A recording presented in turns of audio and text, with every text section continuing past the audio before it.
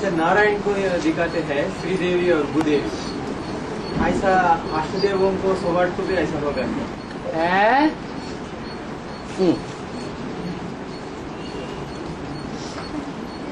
अगर अष्टदेवों का होगा तो 108 का भी होगा, और 108 का होगा तो 16,108 का भी होगा, और 16,108 का होगा तो यथा राजा तथा प्रजा, हमारा भी नंबर आ जाएगा।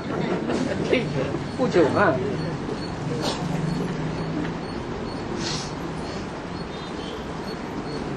नारायण को संगम युग की यादगार 2 पत्नियां दिखाई गई हैं, एक श्रीदेवी, एक भूदेवी। श्रीदेवी का नाम श्रीदेवी क्यों पड़ा? श्रेष्ठ है? श्रेष्ठ काम, क्योंकि श्रेष्ठ काम किया, श्रेष्ठ बाचा बोली, श्रेष्ठ वाइब्रेशन फैलाया, श्रेष्ठ के श्रेष्ठ बाप को फॉलो किया, इसलिए नाम श्रीदेवी पड़ा। और श्रेष्ठ से श्रेष्ठ कौन है?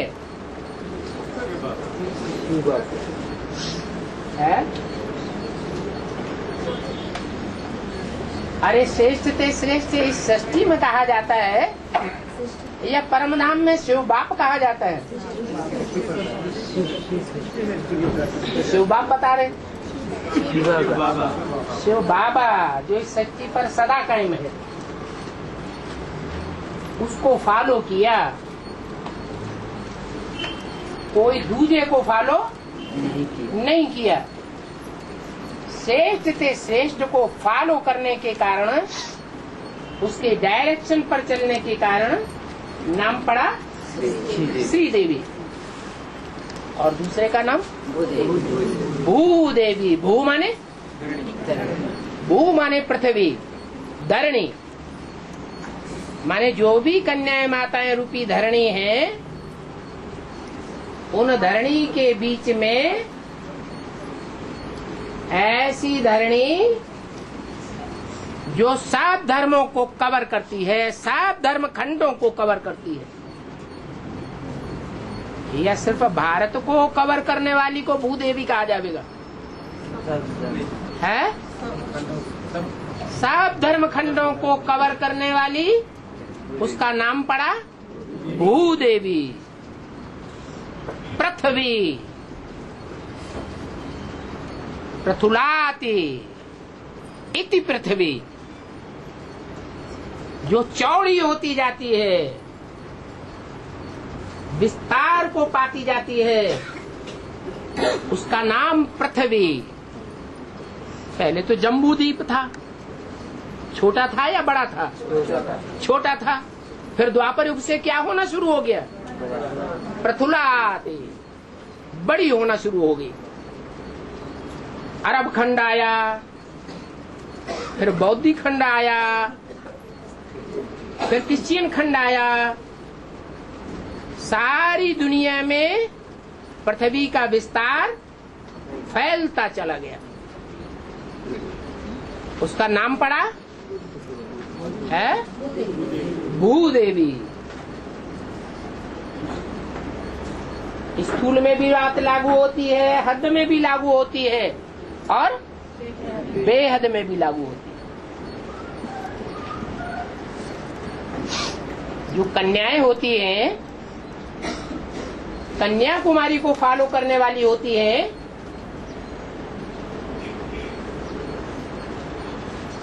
वो फैलती हैं, विस्तार को पाती है, या पतली कमर रहती है? पतली कमर में दिखाई जाती हैं देवियां। वो देवियां जो है, विस्तार वाला शरीर नहीं होता है।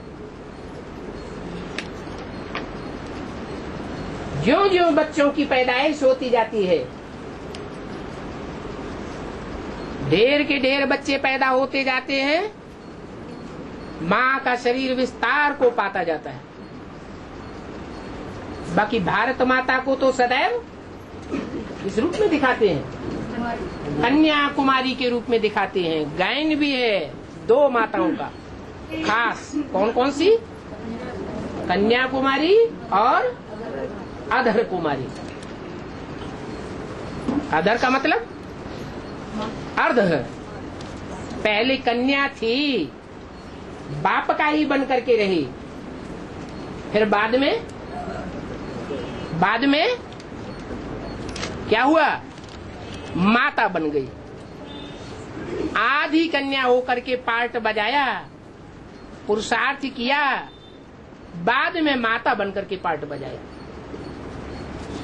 तो जगत माता कही जाती है, जगदम्बा कही जाती है। इसलिए ये जो 2 माताएं हैं, वो दोनों माताएं कौन कौन से युग में विशेष पार्टधारी है?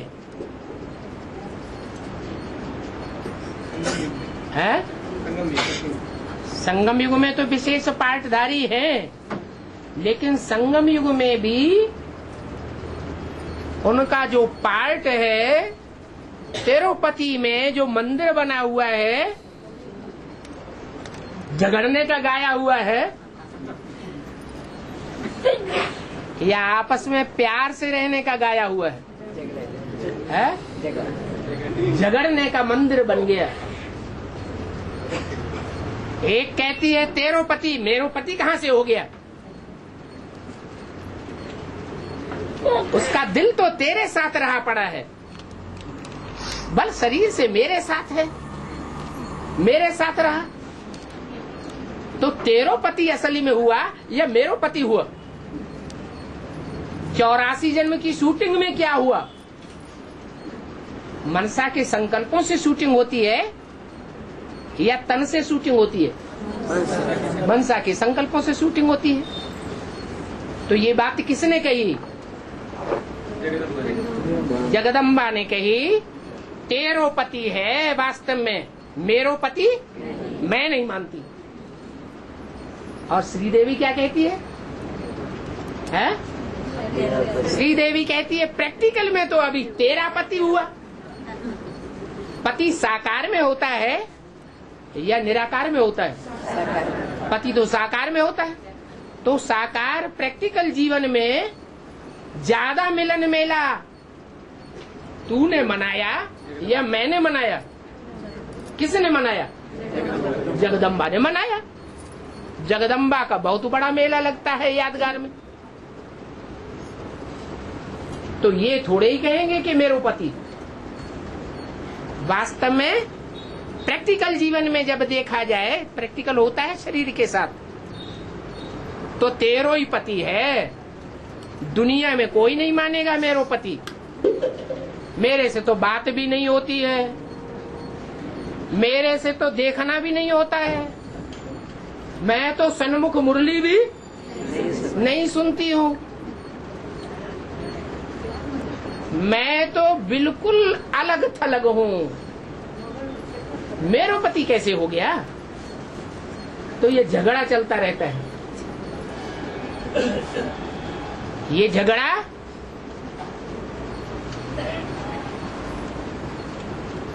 दो माताओं का है। वो 2 माताएं विशेष प्राप्ति कौन सी युग में करती हैं?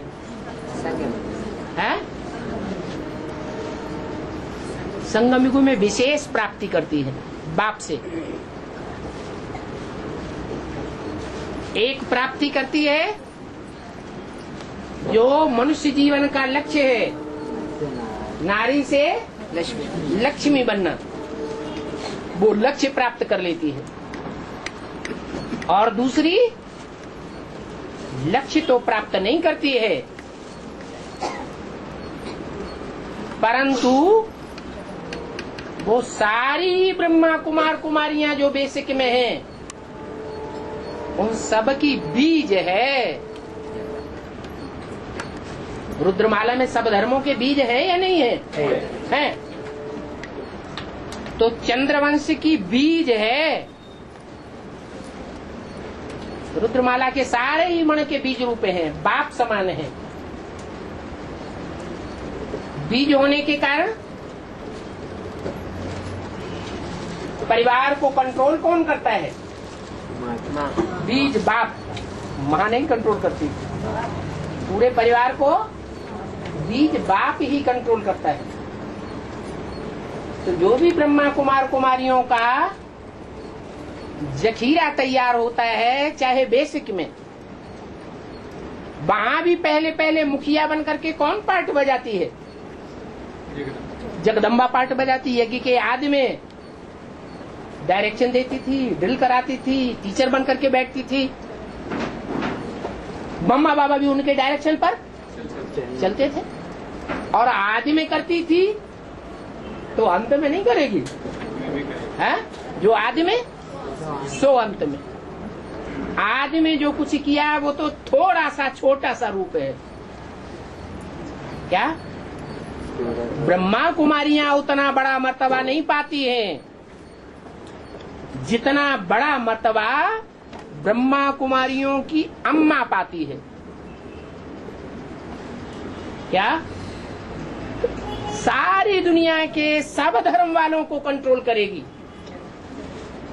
आदि में भी तो कंट्रोल किया था, नहीं किया था? किया था। ज्ञान न होने के कारण हम बच्चों ने नहीं पहचाना इस बात को, वो बात अलग। अभी तो हमारी बुद्धि में ज्ञान है, आगे चल करके देखने में आवेगा।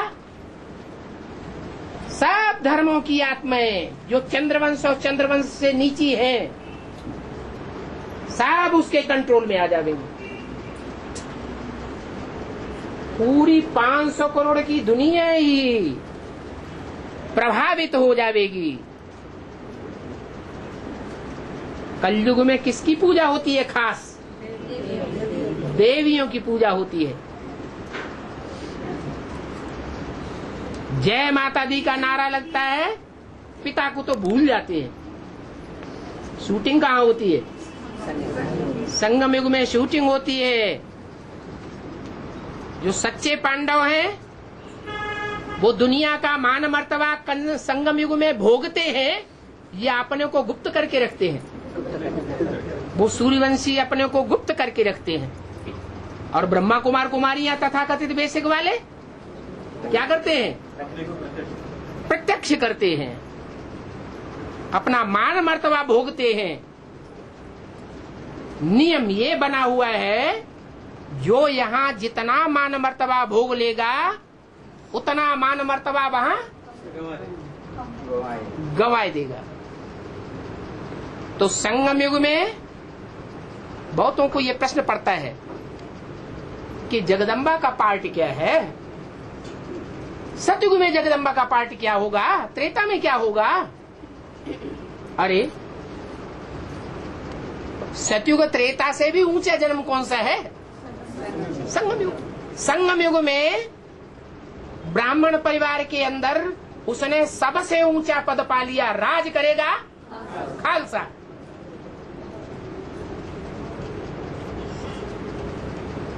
सारी दुनिया की कंट्रोलर बन के बैठेगी प्रैक्टिकल जीवन में। वास्तव में तो शंकर को तो लंगोटिया दिखाते हैं,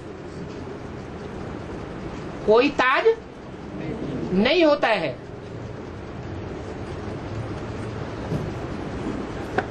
कुछ भी नहीं देखने में आता है, सिर्फ कहा जाता है विश्वनाथ। लेकिन वास्तव में क्या विश्वनाथ होता है या बैगर के रूप में होता है? बैगर ही होता है। धन पद मान मर्तबा भोगने वाला नहीं होता है। दुनिया वालों का मान मर्तबा नहीं लेता है। एकांत में जाकर के उस स्थान का नाम क्या रख दिया है? कैलाश। जहां कोई रहना पसंद नहीं करता। कै माने कितनी और लाशें माने लाशें ही लाशें पड़ी हुई हैं, माने सब मरे हुए मुर्दे हैं।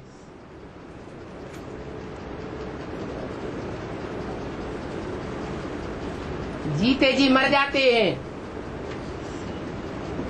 इस दुनिया से उन्हें कोई चाहने की इच्छा नहीं है, इच्छा मात्रम अविद्या। तो जहां शमशान घाट में इतनी लाशें बिखरी हुई हैं, वहां कोई रहना पसंद नहीं करता है।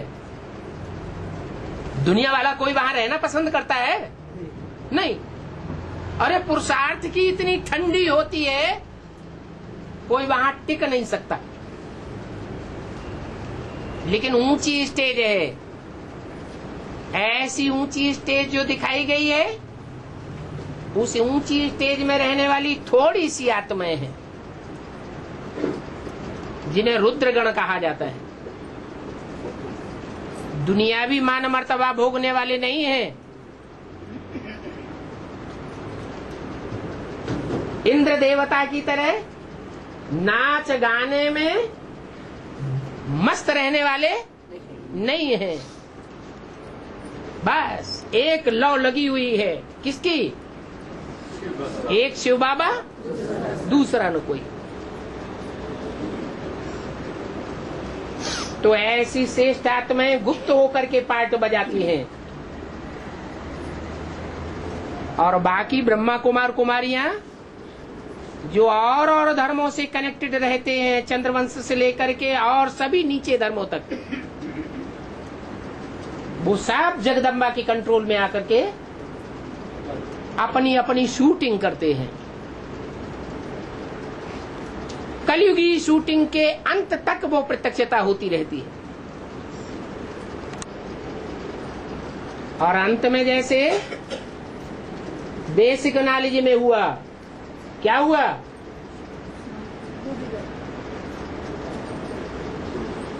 जो बाप के बच्चे बने, जिन्होंने राम सूर्यवंशी को पहचाना,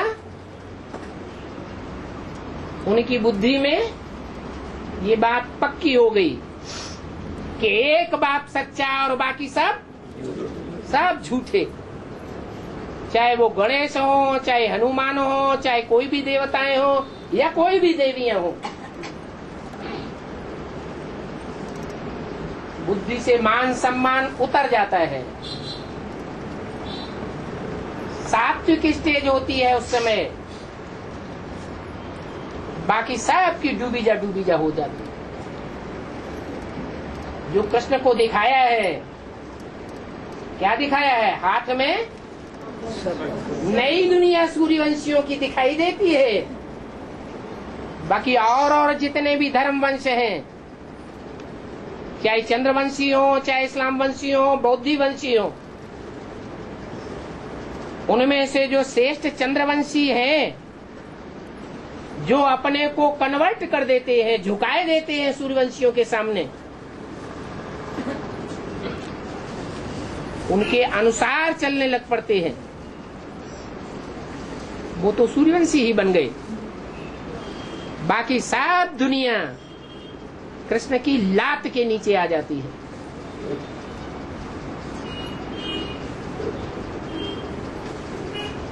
इन देहधारी धर्मगुरुओं को मारो गोली, ये सब झूठा रास्ता बताने वाले हैं। तो जब बाप जो बड़े थे बड़ा इस सृष्टि का शासक साबित होता है सच रूपी रंगमंच पर, तो यथा राजा तथा प्रजा भी होती है। उसको दो माताएं हैं, संगम युग में दोनों माताएं अपना अपना मर्तबा पाती हैं। लेकिन दोनों माताओं में से सतयुग और त्रेता में कौन सी पाती है और कौन सी नहीं पाती है? श्री देवी मर्तबा पाती है और भूदेवी मर्तबा नहीं पाती है। और जब द्वापर शुरू होता है तब क्या होता है? दोनों ही मर्तबा पाती हैं। क्या?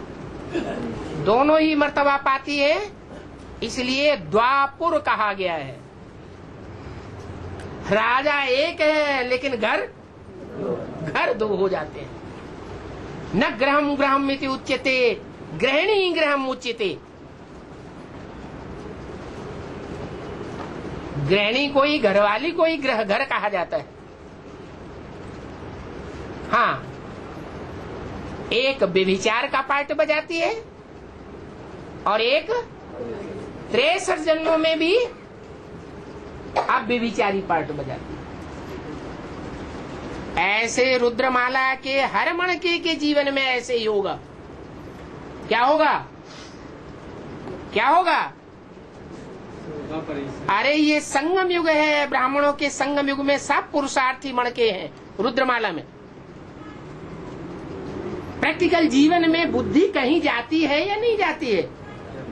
और बुद्धि जाने के साथ साथ दृष्टि, वृत्ति, कर्मेंद्रियां कहीं डूबती हैं कि नहीं डूबती हैं? है? कोई ऐसा है जिसकी न डूबती हो? है? कोई नहीं। तो सबकी कर्मेंद्रियां कहीं न कहीं विशेष रूप से डूबती है। और जहां डूबती है विशेष रूप से पुरुषार्थी जीवन में, वो ही उनकी दूसरी पत्नी भूदेवी को फॉलो करने वाली हो गई। जगदम्बा अगर महाकाली बनती है तो उसकी भुजाएं नहीं होती हैं क्या? है? तो नंबर बार वो भुजाएं भी प्रत्यक्ष हो जाती है। प्रश्न क्या था? आपका प्रश्न क्या था? रिपीट कर दो। है? जैसे नारायण को श्रीदेवी, दो देवियां होती हैं, दो पत्नियां होती हैं, वैसे और जो पुरुषार्थी बच्चे हैं उनको 5000 वर्ष के जीवन काल में जन्म जन्मांतर जो पार्ट बजाते हैं वहाँ दो होती हैं या नहीं होती हैं? यही प्रश्न था ना। हाँ, तो जवाब आ गया कि हाँ होती है। अगर होंगी नहीं तो उनके लिए द्वापुर आवेगा ही नहीं।